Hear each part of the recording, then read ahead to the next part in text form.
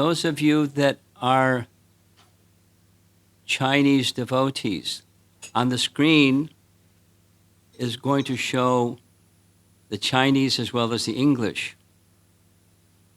If that's helpful, use it. And secondly, because otherwise I'm just going to speak and you'll do your little, however you do your translating. I'll try to speak slowly. I'll try. Nama Om Vishnupadaya Krishna Prasaya Bhotade Srimate Bhaktivedanta Swamin Iti Namine Namaste Saraswate Deve Gauravani Prachadine Nirvishesha Sunyavadi Paschatya Desatadine Jaya Sri Krishna Chaitanya Prabhu Nityananda Gadadhar Shivasadi Gaura Bhakta Vrinda Hare Krishna Krishna Krishna Hare Hare Hare Rama Hare Rama Hare Hare. Well, a nice way to begin a session on improving our japa is to hear Chaitanya Mahaprabhu's teachings from Shikshastaka. This class will be focusing on verse number 1, the Shiksha number 1, which we've called 7 excellences of chanting the holy name. Many of you know the verse. I'll try to say it slowly and you can say it along with me. Cheto darpana marjanam bhavamahadavagni nirvapanam shreya kairava chandrika vittaranam vidyavadhu jivanam anandam bodhivardhanam Pratipadam Purnam Brahmasasvadanam Sarvatma Snapanam Param Vijayate Sri Krishna Sankirtanam. We're going to do that a couple of times together because the sound vibration is so important and very purifying. 7 excellences, and we're going to start with excellence number 1. Cheta Darpana Marjanam. Here's the word for word. Cheta Darpana Marjanam. Srila Prabhupada has taken this word Darpana to indicate the mirror. And Cheta is of the heart. Now, some of you were with us for the Chinese national holiday, and some of you were not. So I'm going to do a little bit of review on the meaning of this word, Cheta. Now, in Prabhupada, in his translation, Cheta, he identifies as the heart or the mind or materially sullied consciousness. Something like you see in this little image, this lady has there's a very old illustration of marketing a product that cleans mirrors. So she has a cloth and she's using this nice product and a very dirty mirror, dusty mirror, and she's cleaning the mirror. She looks very happy. And the mirror is probably feeling a little happier that the mirror got cleaned instead of dirty. So the mind can be cleansed, Cheta Darpana Marjanam. But there's another term that's used indicating Cheta. The third meaning is sullied consciousness. Sullied means not clean, dirty, sullied consciousness. And for those of you that were not with us, we spent a few sessions at different intervals discussing Chaita, because there's multiple meanings. And one of the meanings, kind of the foundational meaning, was the conception of self. And there's a material conception, a false ego conception, and there's a true conception. And the false ego is just a covering of the true self. So, just to review, just like the material elements, of the 5 material elements, which one is most subtle? Sky. Right now, we're in the sky. Because sky is within everything, because it's most subtle. Pardon me, but yeah, it's Sankhya philosophy. What is the element that's carried in sound? Answer. Carried in the sky is sound. Sound is carried in ether. Sound is carried in sky. So there's a train passing by, rumbling sound. And it's transmitted through sky. But the sound itself is, when there's something that's vibrating, it makes a sound. Or sound is carried in water. Why is sound carried in water? Because there's subtle sky within water, within this chair, within all the sky is most subtle element. It's within all the other elements. That's Sankhya philosophy. And then go a little bit more subtle than the gross, as sky is most subtle, the most subtle of the subtle elements, the subtle body, is false ego. False ego is the most subtle. The other features, mind and intelligence, they're resting upon false ego. Which means within the mind there's false ego. Within the intelligence there's false ego. And the base is false ego. And this teaching, the first excellence, is that sullied consciousness reflected in its reflection, the mind, which is just a reflection of the subtle element of false ego and intelligence, is cleansed. So one can say that the mirror of the mind is cleansed, which is true. And more subtle, sullied consciousness is cleansed, because when that's cleansed, the mirror of the mind becomes cleansed.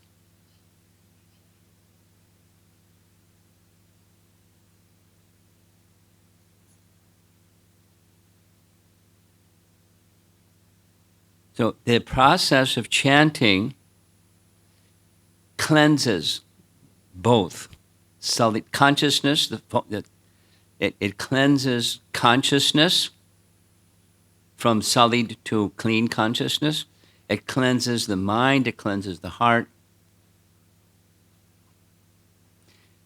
There's many devotees here that like kirtan.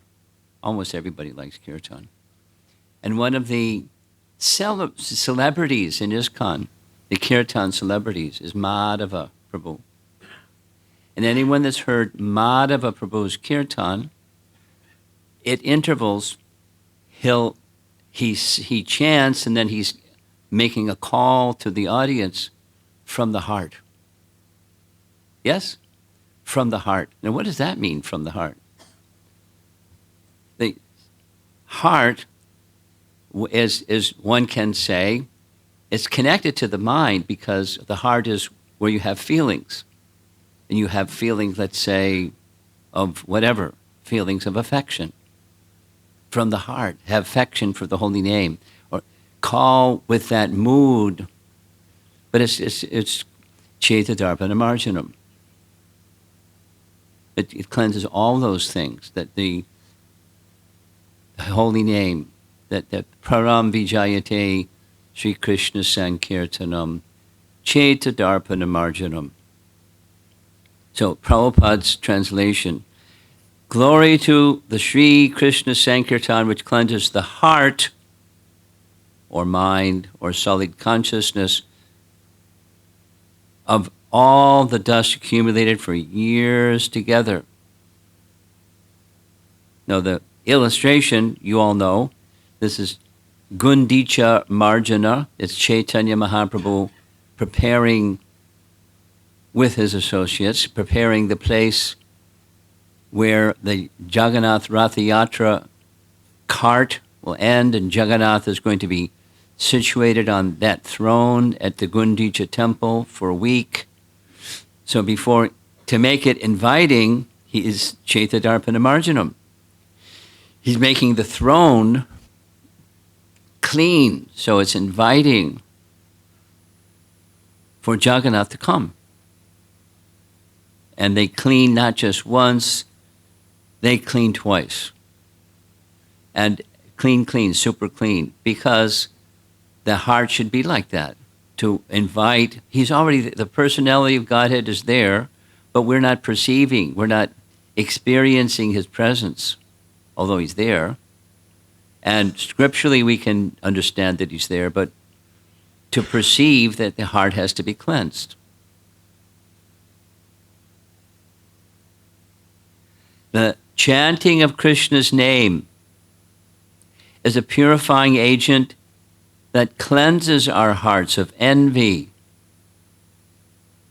the root cause of our descent to this world, and other bad qualities that we have since acquired, like lust, greed, and anger.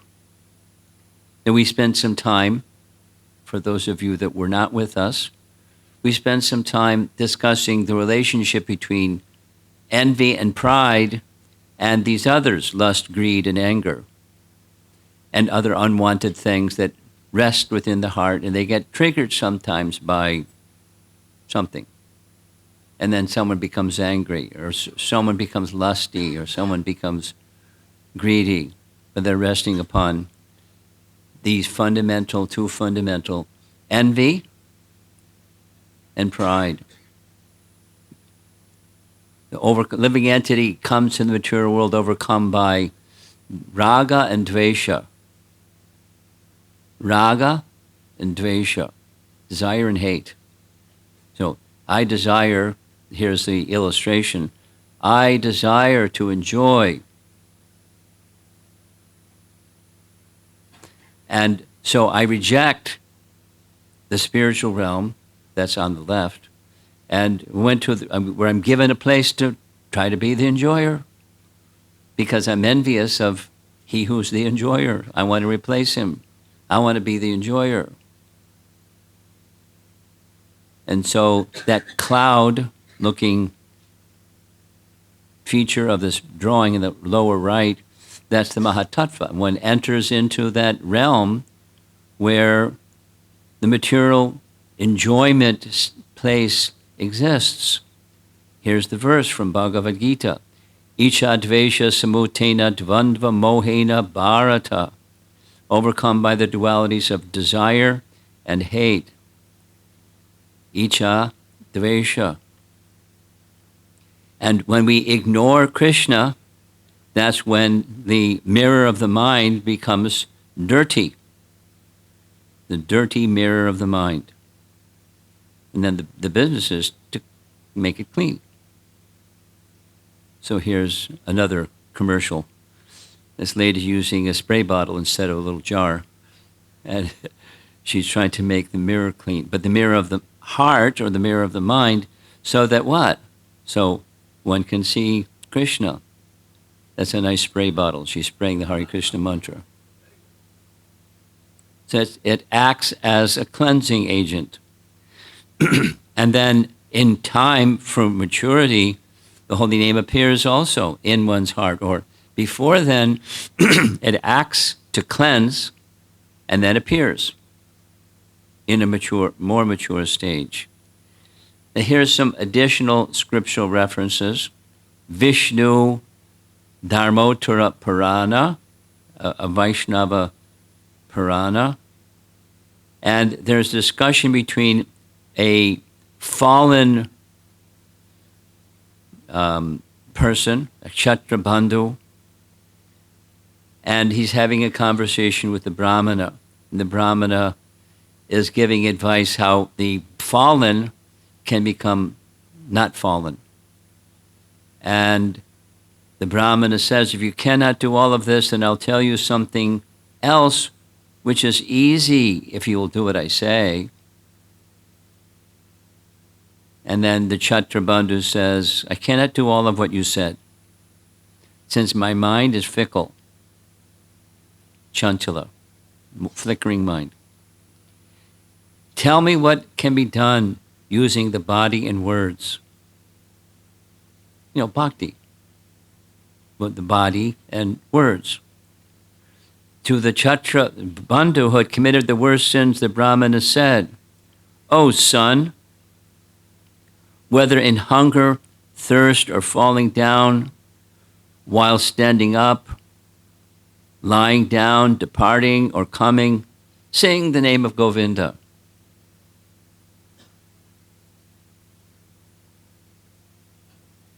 There's a few more scriptural references. Here's the Ajamila story, and here's commentary, Prabhupada's purport.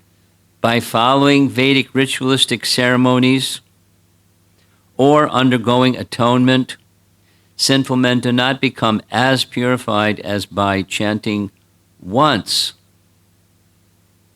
the holy name of Hari, what to speak of regularly and often.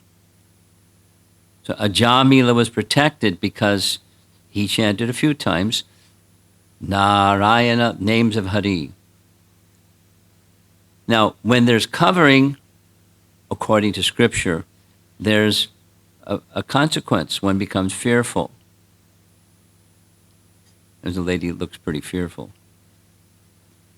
And fear, according to the Bhagavatam, we know, what does fear arise from? It's the same thing, false ego, misconception. Here's the verse. It's a nice verse. Let's say the verse together. Bhayam dvitiyam abhiniveshitakshyat ishat epetasya viparyayo smritihi tanmaya yato buddha abhajitam bhakyaika kesham gurudevate nama. Here's the translation. Fear arises when a living entity misidentifies himself as the material body because of absorption in the external illusory energy of the Lord. When the living entity thus turns away from the Supreme Lord, he also forgets his own constitutional position as a servant of the Lord. This bewildering, fearful condition is effected by the potency of illusion called Maya. Therefore, an intelligent person should engage unflinchingly in the unalloyed devotional service of the Lord under the guidance of a bona fide spiritual master whom he should accept as his worshipable deity and as his very life and soul. A standard instruction from the Bhagavatam. So this is a mature stage of material existence. Here's a mature stage of spiritual existence. Qualities like having no fear are produced by chanting the name, but are not parts of the cultivation of the name. What does that mean?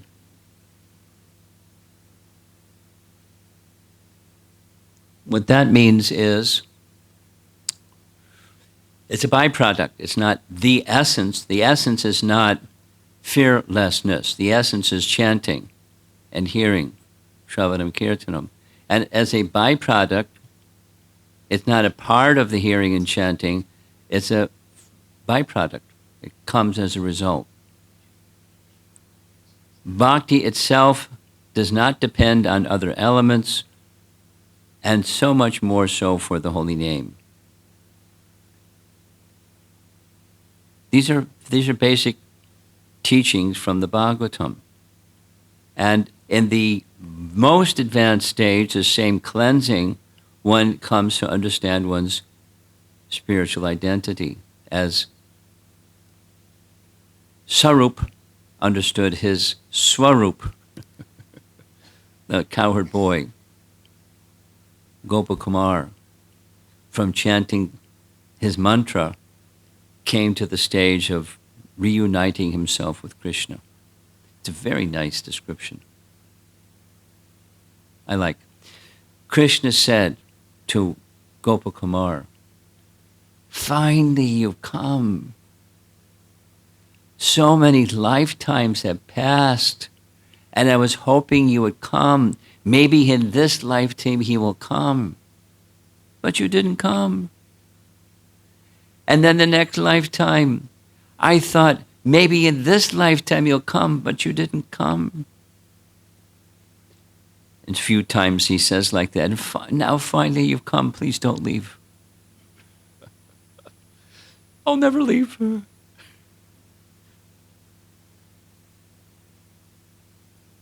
So that's the first, Chaita Darpana Marjanam.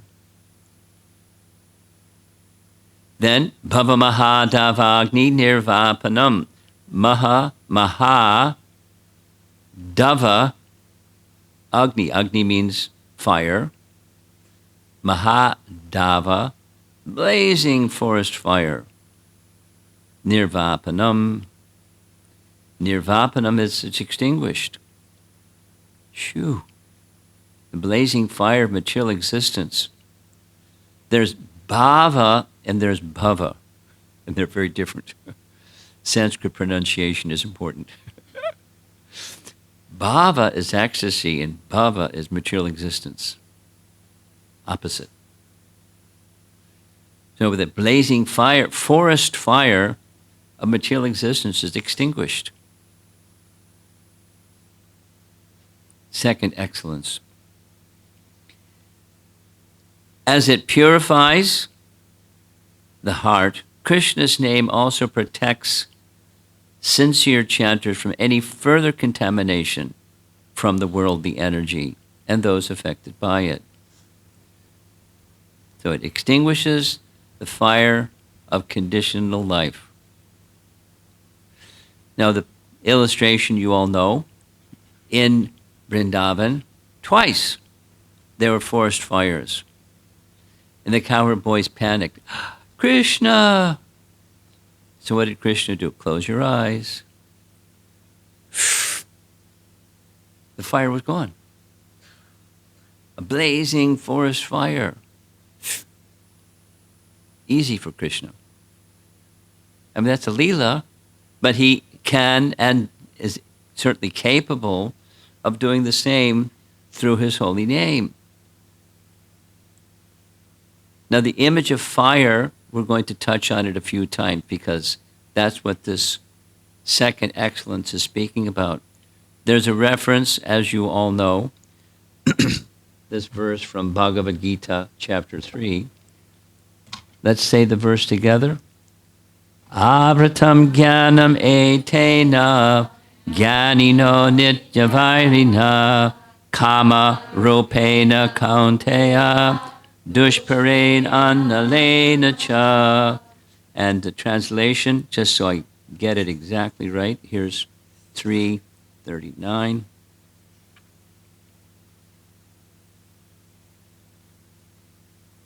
The wise living entity's pure consciousness becomes covered by his eternal enemy in the form of lust, which is never satisfied and which burns like fire. Kama rupena. Kama rupena, lust. That's the eternal enemy. Eternal enemy. What do you do when you have an eternal enemy? You put out that blazing fire of material existence. And it's dushparena, Dushparena, never satisfied. Lust is never satisfied. Analena, and it burns like fire. And here it's not just the fire of lust, it's the blazing forest fire material existence. The blazing forest fire material existence can be eliminated by one thing, not fire brigade and buckets of water, but a downpour of rain from the sky. That's capable of extinguishing a blazing forest fire. Whew. Relief. But it's not complete, it's just one of the stages. Here's another nice verse from Bhagavad Gita, chapter 6. Chapter 6 is Dhyan Yoga. So let's hear what Krishna has to say about meditation. In the stage of perfection, called trance or samadhi, one's mind is completely restrained from material mental activities by practice of yoga. This perfection is characterized by one's ability to see the self by the pure mind and relish and rejoice in the self. In that joyous state, one is situated in boundless transcendental happiness, realized through transcendental senses. Established thus, one never departs from the truth, and upon gaining this, he thinks there is no greater gain. Being situated in such a position, one is never shaken, even in the midst of the greatest difficulty. This indeed is actual freedom from miseries arising from material contact.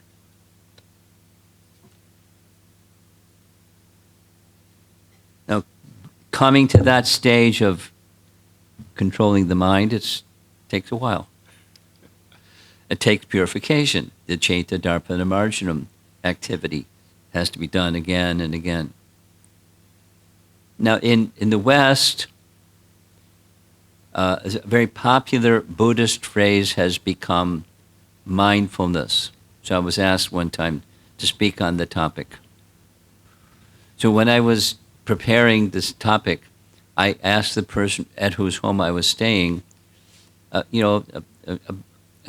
guy, a gentleman that works in an office, a Hare Krishna devotee, and I asked him, in the workplace, is this mindfulness a popular topic as it is in the world in general? He said, oh, yes. I said, what do they call it? The mindful manager? Just borrowing from Buddhism to, market their stuff. Generally speaking, managers aren't so mindful. But, it's a phrase, and in trauma healing, some of you know something about that. Trauma healing.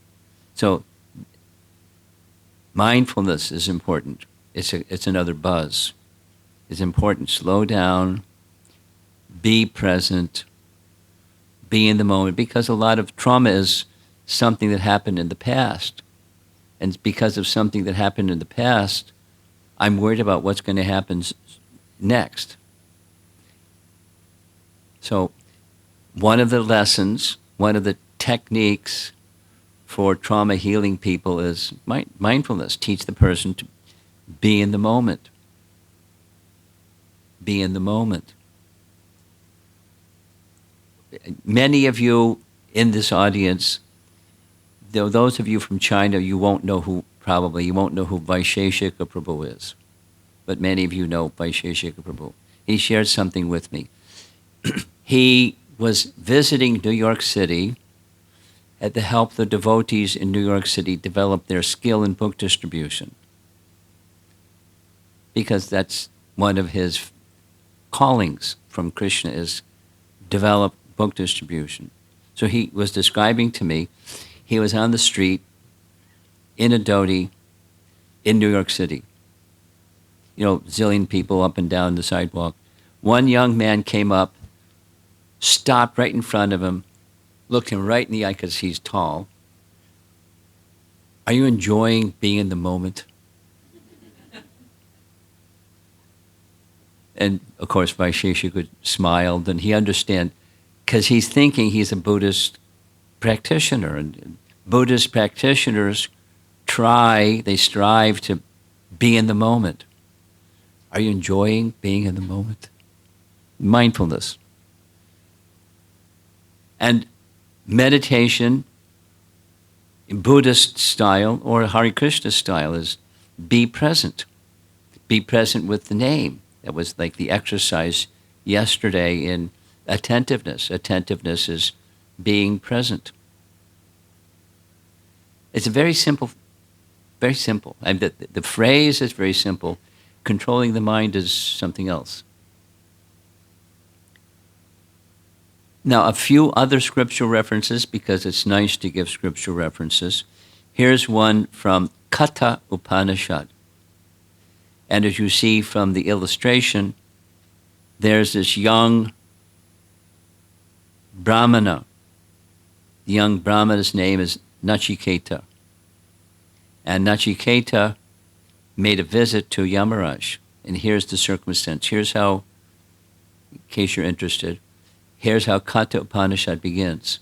Katha Upanishad begins with a young boy whose father is a very accomplished Brahmana, and the very accomplished Brahmana was performing a yajna, and he was being charitable. He gave away everything that he possessed, so much so that he was unable to give a dakshin to the priests that performed the yajna. So his son, very elevated, very pure young boy, said, "Father, you've given away everything. What's my destination?" And his father became disturbed because he was like challenging him. He thought he was challenging him. So he said, "Yamaraj, the Lord of Death." So being obedient to his father, Nachiketa, the little boy, went to the abode of Yamaraj. But when he got there, Yamaraj wasn't present, but his wife was there. And his wife, it's interesting, his wife saw this young Brahmin boy, not because of being sent to Yamaraj's abode because he did sinful activity, but he's a qualified Brahmana. So she got real nervous, thinking, uh-oh, it's like fire. Because you offend a Brahmana, you got a problem. She's Yamaraj's wife. So let me put out the fire, gave him some water. And he waited 3 days. And while he waited those 3 days for Yamaraj to return, he fasted for 3 days. Because out of respect for one of the Mahajans, Yamaraj, his father had sent him to be in the care of Yamaraj. So when Yamaraj came back, his wife told him, "This boy has been fasting for 3 days." And Yamaraj explained that I'm very sorry, I didn't know you were coming. I was busy. And so I give you benediction. 3 wishes you want, anything. And here's the 3 wishes. And the rest of the Katha Upanishad is resting upon his question and the answer. 1, when I return back and say Haribol to my father, he won't be angry with me. Because he was angry with him. Sent him to Yamaraj. Yamaraj said, yes, granted. The second, I would like you to teach me, I'm a young Brahmin boy, I'd like you to teach me the yajna for achieving immortality. There's a certain name for a certain yajna. And Yamaraj said, yes, I'll teach you. And then the third request was, I want the answer to the following question. where does this, what happens to, is the soul eternal? Like that's not, the language is not exactly from the Kathopanishad, but does the soul have an existence after this life? Yamaraj said, don't ask that question. And the boy was insisting. So Yamaraj relented, and he gave him spiritual knowledge. And that's the text of Kathopanishad. Training in spiritual knowledge and achieving Vaikuntha by the procedure that he was asked.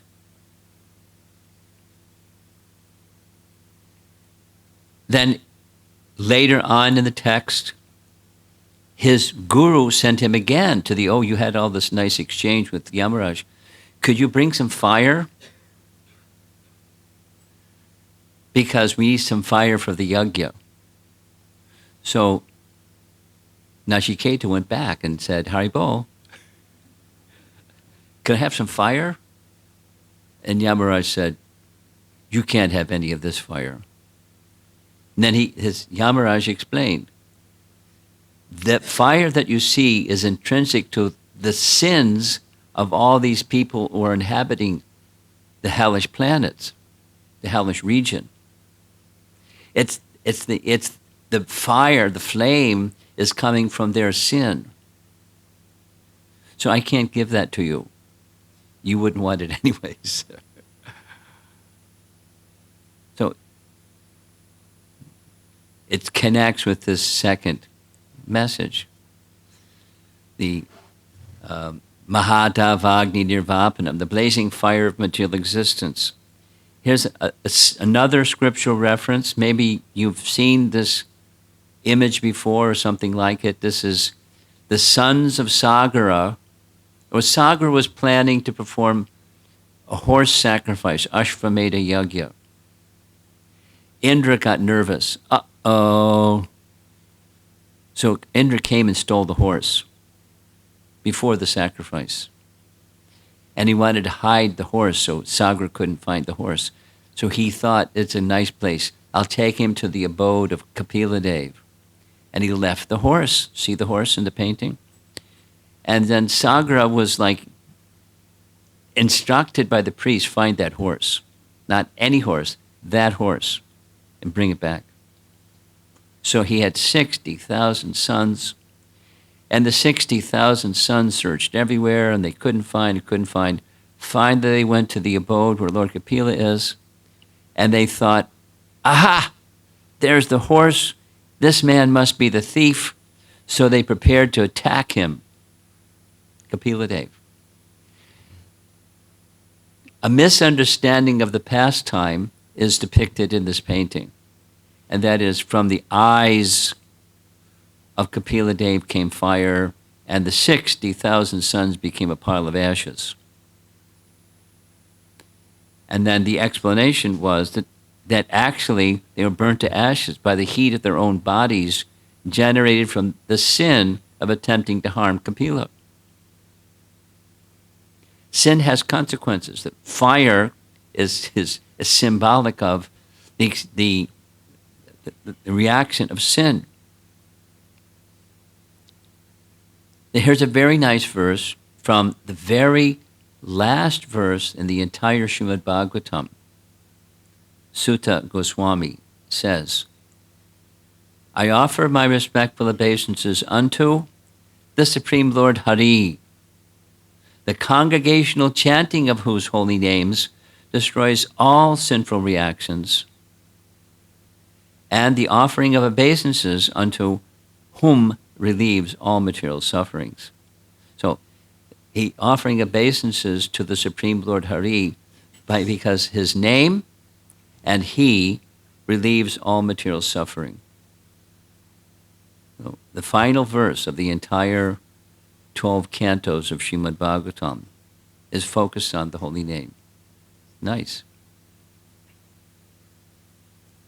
And here's Canto 6, Chapter 2, where Maharaj Parikshit is hearing from Shukadeva Goswami, and this is in connection with the Ajamila story, about the power of the holy name. Other processes cannot be successful because even after following such methods, one takes the fruit of activities again. So like there's a question. The question is, there's so much suffering in the material world because the end of the 5th canto describes the hellish planets. So Maharaj Parikshit wants to ask Shukadeva Goswami, this suffering living entities experience in the hellish planets, is there something that can be done? So they won't he's going to die in 7 days, but he wants to know people that are suffering in the hellish planets. What can be done to relieve them suffering? So Shukadeva Goswami says, atonement. And Maharaj Parikshit says, but atonement, people go off and do it again after they've atoned. And Shukadeva Goswami says, very good, you've understood. Other processes are being unable to control the mind. The mind is the repository. One of the functions of the mind is desire. Another function of the mind is carrying conceptions. We'll say it again. From Bhagavad Gita. Mind carries different conceptions of life like the air carries aroma. So conceptions of life, that's Chaita. Who you think you are and who you think things are, what your conception of life. It's carried in the mind, but it's generated from the misconception from our dear friend false ego. And then because false ego is my subtle, it bubbles up to the mind. And the mind carries that conception. So unable to control the mind, contaminated by the base qualities of material nature. The mind is also affected by those modes. Yesterday, during Paramarupa's class, he gave this reference. I'm going to say it again because it's a nice reference. The source is Subhashita. Subhashita means words of wisdom. Shubha Asita, words of wisdom. Bhartrihari. And he described it. The mind is like a monkey. Remember this one? I heard you laughing. You were really into it. A drunken monkey. A drunken monkey stung by a scorpion. A drunken monkey stung by a scorpion possessed by a ghost. And here he is. And that's the mind. That mind is not controlled. And that was exactly what Shukadeva Goswami was saying, because these other processes don't end up rooting out this envy, the desire to be the enjoyer. It doesn't dissolve the false ego. There's a similar verse in Brahma Samhita.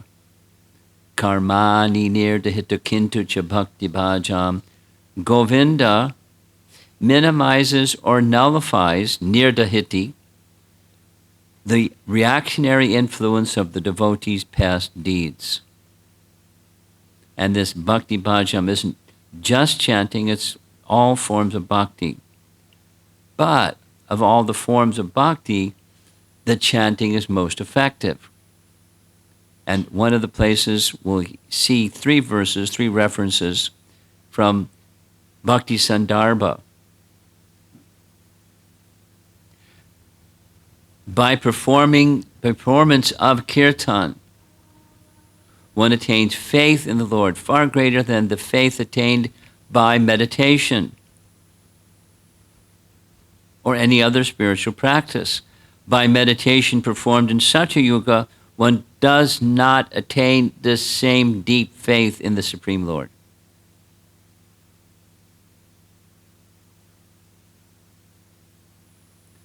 From that same section, referring to Skanda Purana, it is said, in Kali Yuga, the great devotees worship the Lord by performing kirtan.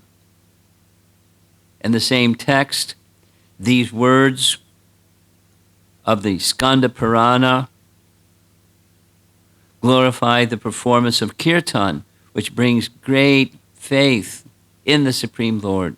The Lord, who is very merciful to the fallen souls, does not reveal any spiritual path better than kirtan. So now we've covered 2 of the 7. Let's say the verse again together.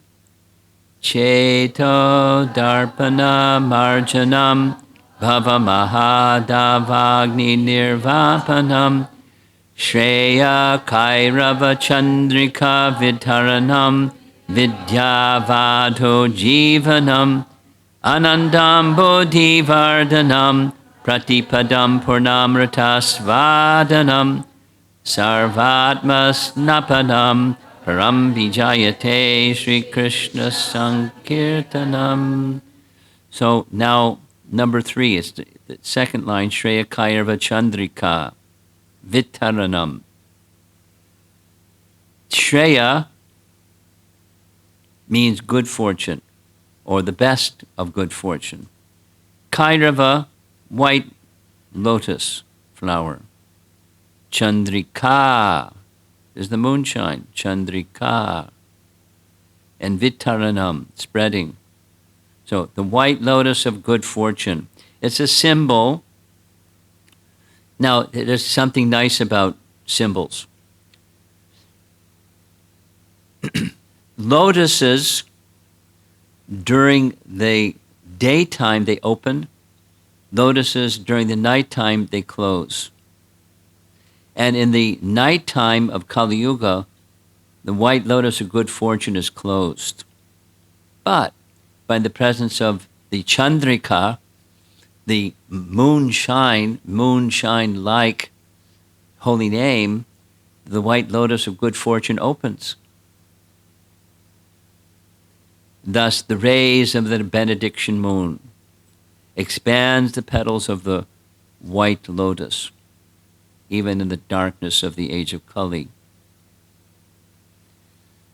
This word Shreya, a nice place that it's found is in the 10th canto Bhagavatam, nice verse spoken by Lord Brahma to Krishna. My dear Lord, devotional service unto you is the best path for self-realization. Shreya Shritim Bhaktim.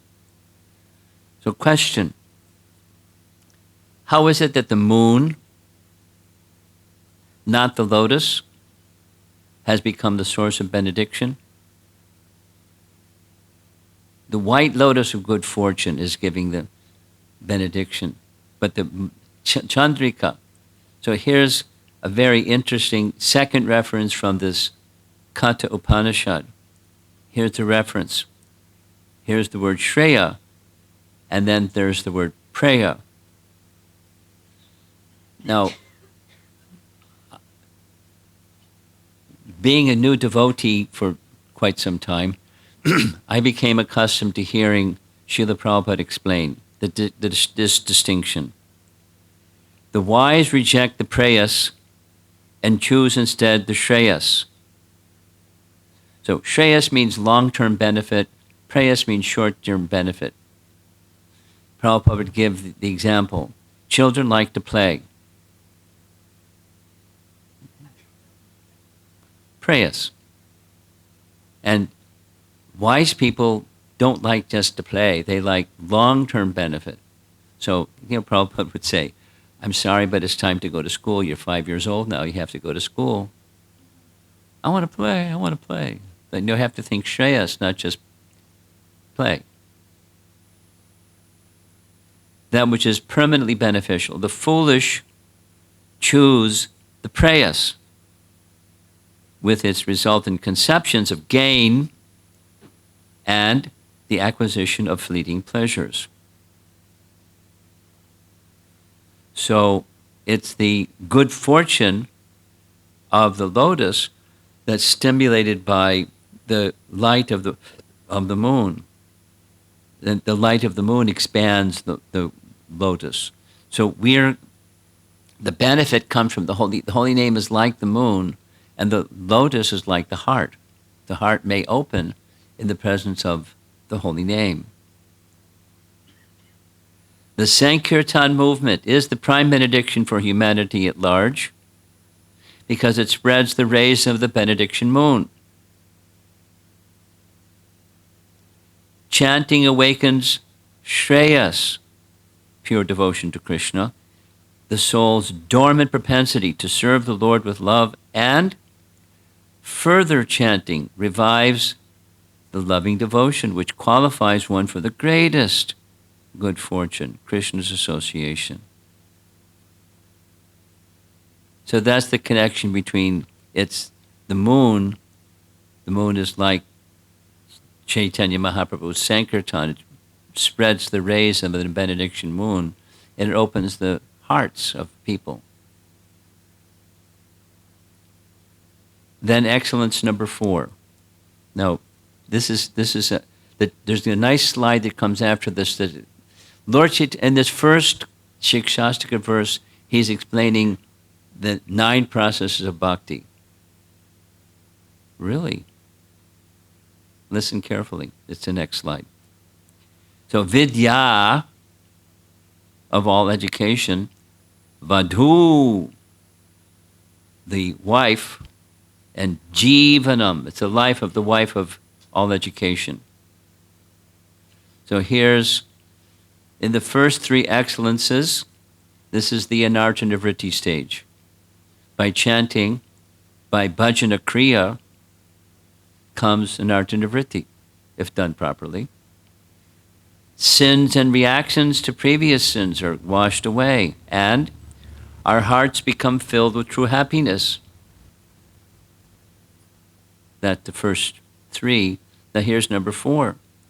The 4th excellence refers to chanting enriched with knowledge of the science of devotional service. One's mind and intelligence become fixed, and one's practice becomes steady. Nishtha follows anartana vritti. And then, quickly one moves further into the stage of ruchi, or relish of the name, and asakti, selfless attachment to Krishna. And then comes bhava and prema. It's right within the first verse of Shikshastika. This explanation of knowledge, the vidya vadhu jivanam, vidya, Prabhupada's explanation of this is Narada having discussion with King Prachini Bari. Our education should be such that we can become elevated to Krishna consciousness. No, that's Prabhupada's translation, or commentary. And Narada is giving education, but real education is how to become elevated to Krishna consciousness. So that's the vidya vadhu jivanam. It's the life of the wife of knowledge. The life of the wife of knowledge.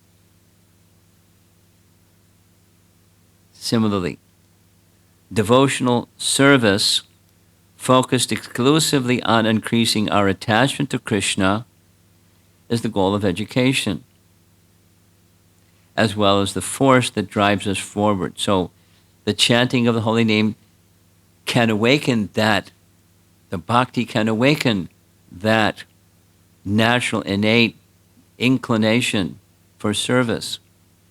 And with that inclination of service, proper understanding, along with hearing scripture, etc., the proper understanding of what the goal really is, as opposed to some intermediate or temporary goal. So there's a wife, vadhu, the young bride of transcendental knowledge. Vidya vadhu jivanam. Similarly, this explanation, this is the Lord Chaitanya, of course, hearing from Sarvabhauma Bhattacharya about Vedanta Sutra, and he's gazing off into the space. And then Lord Chaitanya is asked to explain Vedanta Sutra. And in the course of that explanation, the Atmarama verse is presented. With the exception of devotional service, all the methods of self-realization are like the nipples on the neck of a goat. Therefore, an intelligent person adopts only devotional service, giving up all other processes of self-realization. And there's the nipples of the neck of a goat. It doesn't give milk, but it may look like maybe it'll give milk. So similarly, there are other processes that are like that. Some years ago, there was this New York Times article, a few years ago, indicating it was a big photojournalism and, advocating people practicing yoga with these nice photographs, like you're looking at this guy doing a handstand, bending over backwards. 108 leading yoga practitioners for whom practice is not an exercise regimen, but a spiritual journey. It's not really a spiritual journey. But for some people, it's a spiritual journey because they don't know Krishna. Without service to Krishna, with bhakti, that's unfortunate. And there's no purification of the mind because bhakti purifies, and the chanting of the holy name purifies the mind. So it's, to some degree, yes, to some degree, may elevate one to the modes of nature, and that's spiritual. Mode of goodness is spiritual for such people. And, there's all kinds of compromise left, right, and sideways. There are the eating habits, and there are this and that and the other habits. So there's another photograph from that journal. I mean, he looks very peaceful, and one might say, gosh, this is a spiritual guy. But that's not what the scriptures tell us. Here's a nice example taken from Srimad Bhagavatam lecture given by Srila Prabhupada in Bombay. So he's teaching the same thing about the chanting of the holy name. And it's by whether japa or kirtan at the top, down the bottom, this young boy reading Bhagavad Gita.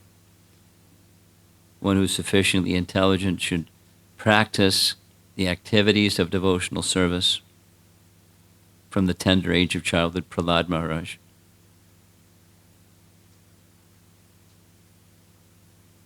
That's chapter 25 of Kapila Dev's teaching. So that the essence, and without the essence, it's not really spiritual. By rendering devotional service unto the personality of Godhead, Sri Krishna, one immediately acquires causeless knowledge, vidyavadhu jivanam, and detachment from the world. A result of acquiring devotional service is that devotees become illuminated with spiritual knowledge. Further chanting matures that knowledge into realization, which in time reveals the devotee's original position in one of the 5 relationships with Krishna. So that's the life of the wife of knowledge. And that was number 4, which corresponds with the becoming fixed, nishtha. And now we're moving along to what follows behind nishtha. Anandam buddhi vardhanam. Ambudhi is an ocean, and the ocean vardhanam increases. The ocean of bliss increases. This is Bhava Bhakti. This fifth excellence is one in which the waves of spiritual emotion splash within the devotee's melted heart. In this stage, the ecstasies of emotion have not yet fully matured, but preliminary. Spiritual development no longer depends upon material conditions. Such contaminations and material conditioning have been uprooted. Bhava proceeds unimpeded, abundantly manifesting the flowers of the bhakti creeper, soon to transform into the fruit. Flowers become fruit in time. So here's an ocean, Ambudi, but this is Ananda Ambudi, an ocean of Ananda. And we should know, Radharani is sometimes identified in this way. She's Ananda Chinmaya Rasa. Ananda Chinmaya Rasa. That's Radharani. And then there's the other kind, the Maya Shakti, the power of illusion. So this is a reflection of the real. And to become free from Maya, we become associated with Ananda Chinmaya. You know, Radharani is the Hladini or pleasure portion of Krishna's spiritual potency. There's a nice Yogamaya deity that's in found in the area of the rasa dance in Vrindavan. And here's a close-up of that same deity.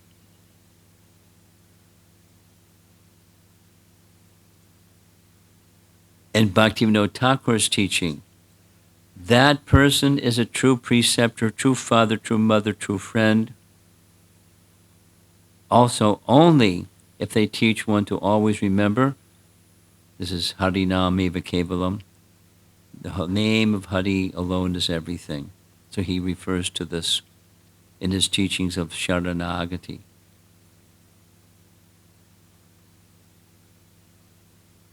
A little bit more on the Anandam Bhuti Vardhanam. It increases the ocean of transcendental bliss as much as the heart is relieved of unwanted habits. To that degree, we become devoted to Krishna. Goes back to the first excellence. As much as devotion is firmly fixed at nishtha in our hearts, to that degree we acquire realized knowledge. And as much as the heart is illuminated by both devotion and knowledge, to that degree we taste spiritual happiness. Very simple, like systematic and sequential, and just the starting point can mature and become the ending point. Pratipadam, excellence number 6 of 7. At every step, the full nectar, it gives us a taste of the full nectar of Amrita when it becomes deathless. You know the story of Mohini Murti, there she is, and she's walking in between the demons and the devas. The demons are particularly enthusiastic. The devas are over there behind her, and their interest is in Amrita, the Somarasa. It came from the churning of the milk ocean. It's a nice lila, the appearance of Mohini Murti. So, reinstating the soul in his eternal position in Goloka, Purna Amrita. Purna Amrita. Complete. And it's nidhi, it's an ocean. There are 6 Goswamis that they're tasting this prema amrita, ambho nidhi, ambho, amba, means water, Ambo. And here's a nice reference from Brihat Bhagavatamrita. Dearer to the Lord than even his own beautiful form, his easily worshipped holy name benefits the entire world. Indeed, nothing is as full of nectar as the holy name of the Lord. Now this is Vaikuntha Dutas speaking to Gopakumar on Gopakumar's way to Goloka Vrindavan. He makes a little stopover and he has a conversation with the Vishnu Dutas. The Vaikuntha Dutas were on their way from the spiritual world into the mature world, and they crossed paths, and they had a little conversation. And they're informing him, as your chanting is very nice. This chanting there's nothing better than this chanting. Please continue. And then the prema stage. There's Rupa Goswami. Prema derives even the conception of liberation. A text from Rupa Goswami's Padyavali. And similarly, Chaitanya Charitamrita. Pure love for Krishna is eternally established in the hearts of the living entities. It is not something to be gained from another source. When the heart is purified by hearing and chanting, this love naturally awakens. This is Sanatana Shiksha section. Chaitanya Charitamrita. So, Prati Padam, at every step,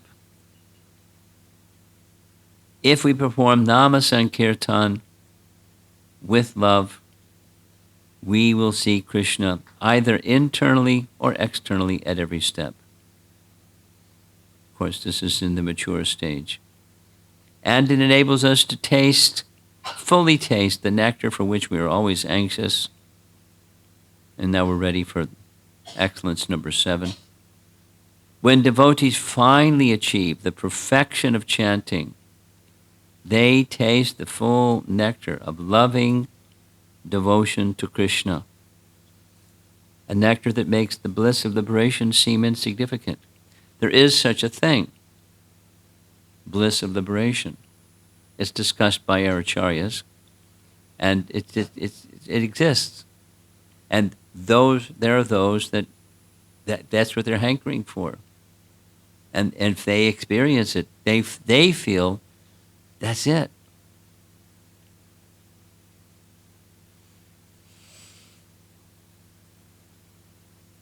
And it's hard sometimes to get them to look at something else because they've found what they're looking for. Sarvatma Snapanam. The snapana means taking a bath. And Atma Snapanam is bathing of the soul. And Sarva, it's for everybody. Sarvatma Snapanam. It gives a cooling effect to everyone. Chanting frees conditioned souls from the illusion of identifying themselves with their body and mind, and establishes them in the cleansed and cooling reality that they are eternal spiritual entities. Param Vijayate, Sri Krishna Sankirtanam. Let there be victory, Vijayate. Let there be victory for the congregational chanting of the holy name. So there's Shikshastika 1. And I'm amazed. I finished in just a little bit more than an hour. So we have some time for discussion if there's those that desire some discussion. Maharaj?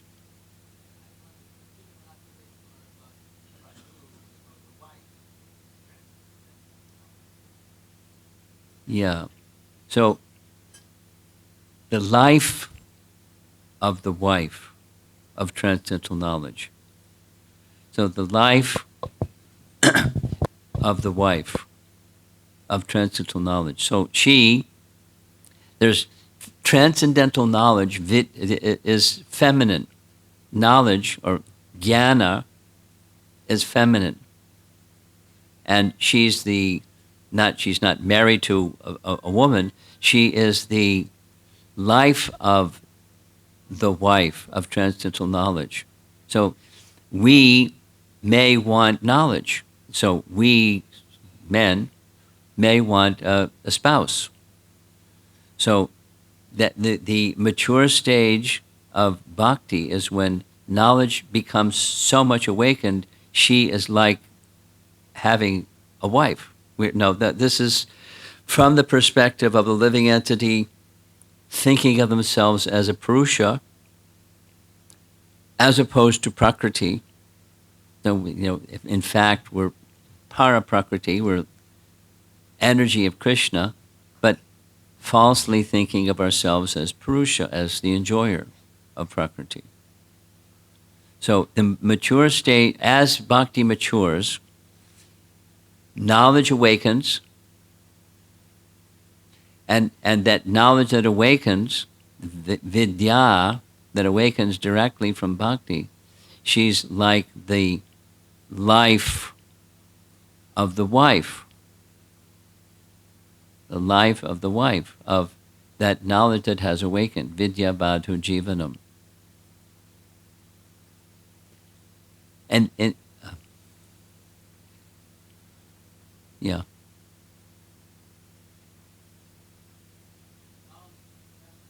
Knowledge is feminine. Veda or jnana is feminine. So it's not a woman to woman marriage.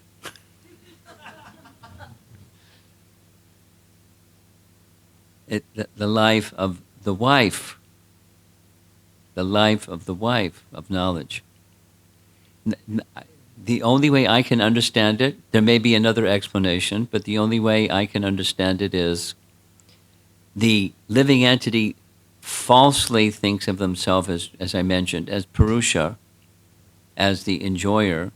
And what does the enjoyer want? They want an object of enjoyment. Why do people want knowledge? Because it's a subtle form of enjoyment. But it's about me, and I'm going to enjoy having some knowledge and feel proud about all of that. But bhakti provides a different kind of knowledge, and the wife of that living entity that desires knowledge may get the life of the wife of knowledge. So if the perspective is the one who wants to be the enjoyer of knowledge, the mature stage is the knowledge that comes from awakening of bhakti. That's my understanding. There are probably better ways to explain. Would you like to try a different way to explain? No. Okay. Yes, in the back. Behind. Yes, right there. Give him the microphone. Hare Krishna. Maharaj, my question is on the first point, Cheto Darpanam Arjuna. I'm curious, what is the relationship between the Atma and Chitta?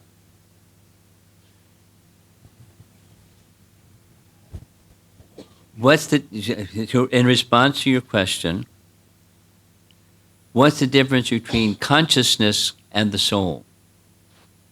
So there's pure consciousness and there's covered consciousness. So covered consciousness covers the soul. Pure consciousness is non-different than the soul. So Cheta in the pure state is pure consciousness.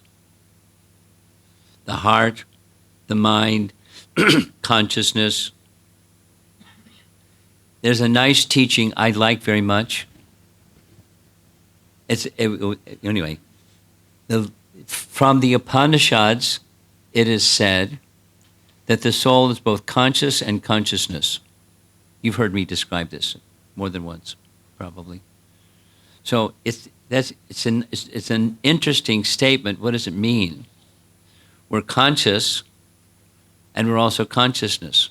And consciousness of the soul expands, according to the Upanishads, illuminating pots and plates. So because of spiritual consciousness, we can be conscious. Because of consciousness, we can become consciousness of stuff.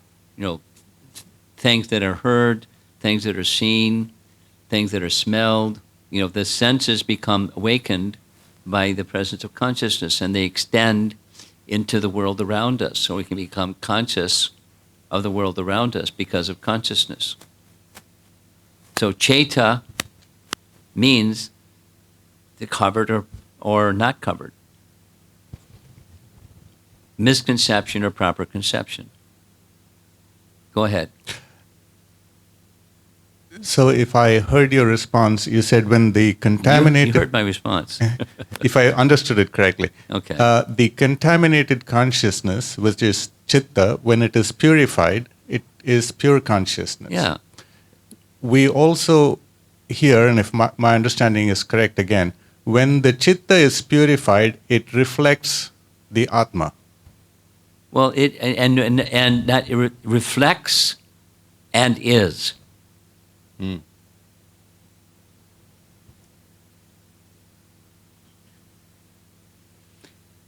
Over here, Sri Radhika.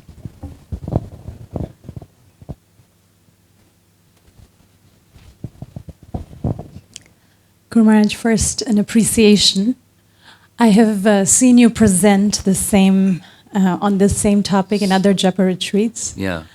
And yet it's very apparent the amount of preparation, and you've refreshed the slides and added new stories. And from our perspective, it seems like you're forever running a marathon. So it's hard to imagine how you take the time to go from perfect to more perfect to most perfect presentations on this very same topic. So very grateful. I want to comment. I have notes. But the notes can expand, and this is a minimalistic because of our time frame. Not bad, an hour and 10 minutes, but it can go much longer. To take a point and make the point clear from different angles of vision. A really good way to do that is, as in a certain way, some scriptural references, because scripture, shastra chakshus, it gives us eyes to see things. So different scriptures speak on these points, these 7, from different perspectives. So it helps to understand a thing by looking at it through different lenses of scripture. And then you can see it more completely in entirety rather than a little slice or some. I left out a lot of stuff because of the circumstance. But I like that example of the drunken monkey.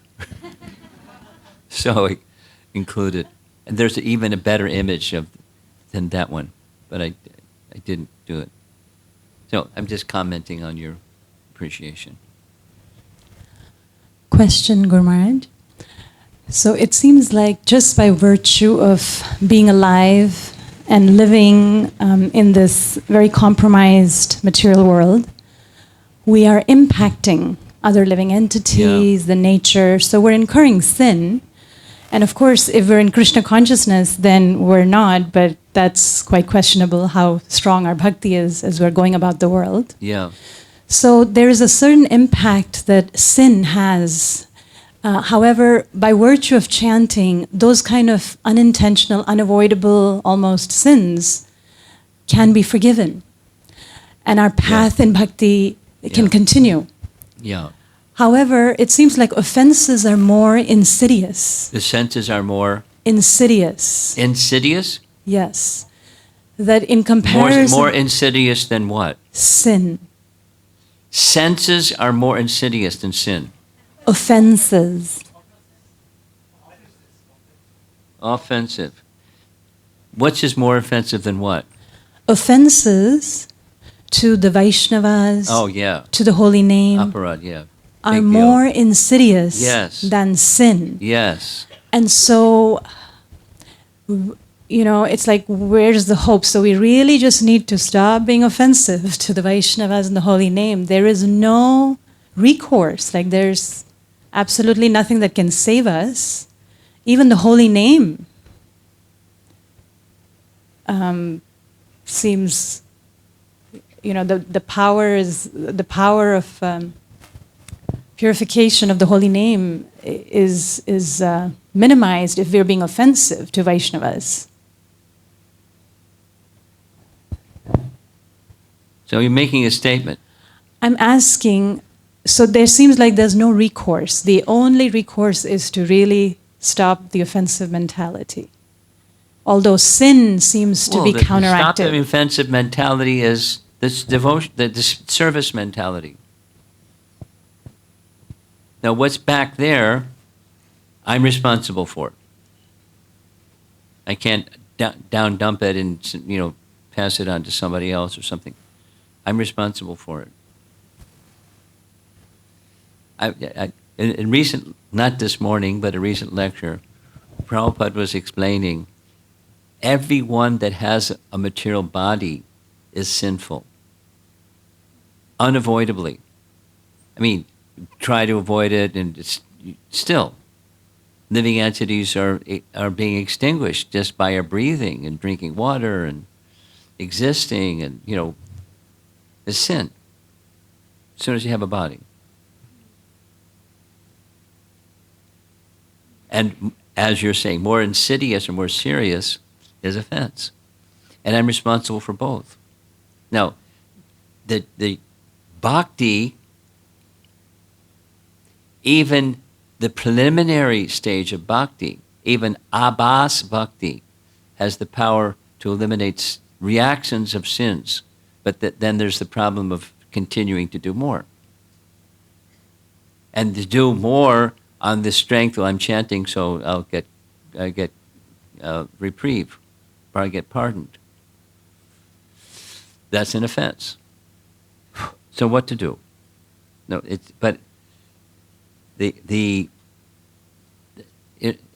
goes back to the process of bhakti. Bhakti begins by sadhu sangha, by preliminary faith in sadhu sangha. And by that preliminary faith in sadhu sangha, one can become freed from even the reactions of offense. That by the bhakti process itself, provided we're striving to not continue, or striving for purity. To keep it simple, strive for purity. And I take this is exactly the teaching of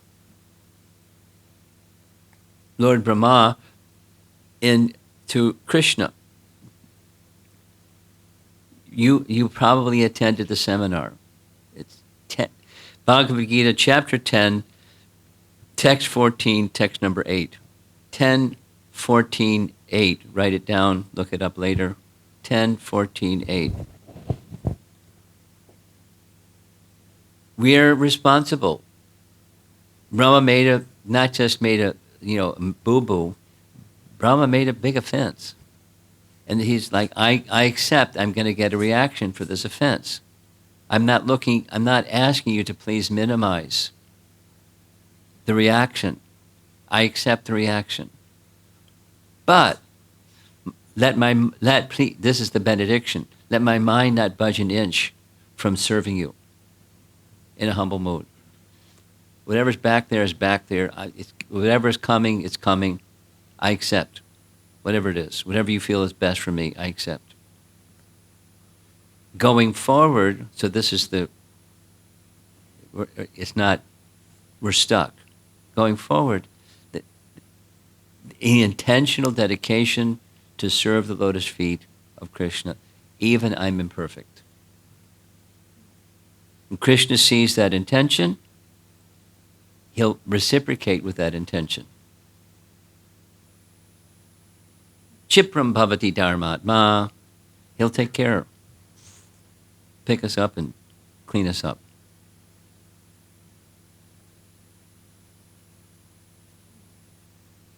That's our hope. Yes.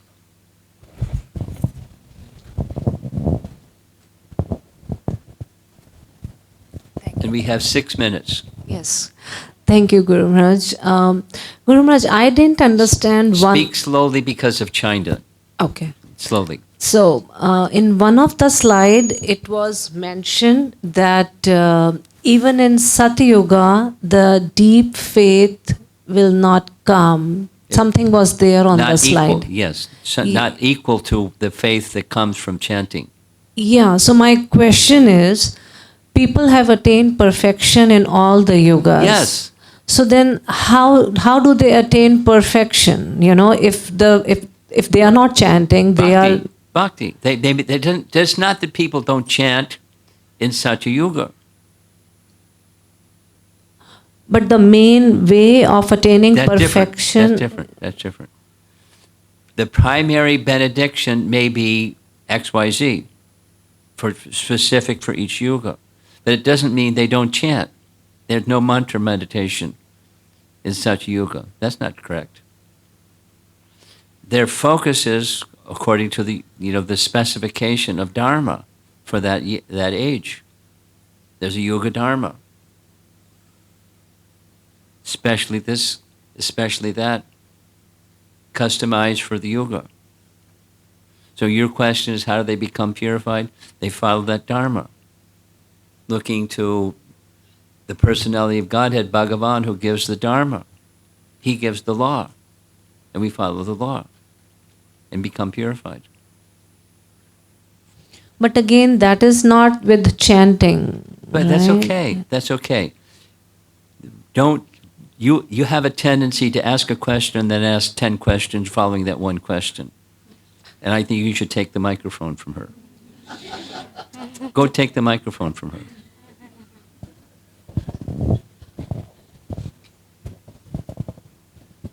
Purification, in such a yuga, persons become perfect. Persons have become, and next such a yuga, they will become. Perfection is accessible through Yuga Dharma. And it's the gradual awakening of faith may not be as swift as what we need because it's Kali Yuga, and we need swift, please, because we're so covered and so, miserable. But the faith still grows. Because faith is essential, but there's a special dispensation for this fallen age, where faith grows quickly, and therefore the emphasis, and because of the emphasis, then there's benediction for those that take it. We have a question in the back. Last question. Thank you, Guru Maharaj. So Dvesha, the envious to serving Krishna have been there. So how with the holy name that can be moved to the positive side of saying, I'm the servant of the Lord, Dasanudas? Let me try to understand. I'm trying to understand your question, and I don't think I understand your question. Currently we have a certain conception, and it has to move to another conception, a spiritual conception. Right. And so how do we move from our present conception to a spiritual conception? So how the holy name helps there? Oh, all 7 of these. Starting with the first one. Cheto. So that's how it starts. And then it goes to the next. Just like the 9 stages of bhakti, you begin, and then it goes to the next stage. If you do nicely, it goes to the next stage. So it starts with the process for hearing and chanting from the right source in relation to that which is the source. Proper association, the sadhu sangha principle, with the right persons that actually, at least in disciplic succession, they have the right message and they're repeating that right message. In fidelity with what the teaching is. Then that's how. The conceptions can change. The coverings can be removed, and what's left when the covering is removed? Self. Know who you are, and in your relationship with the Supreme through sound. That's the method. That's how to. Okay, it's 9:00. It's time to end. Srila Prabhupada ki Gaur Pimanandi.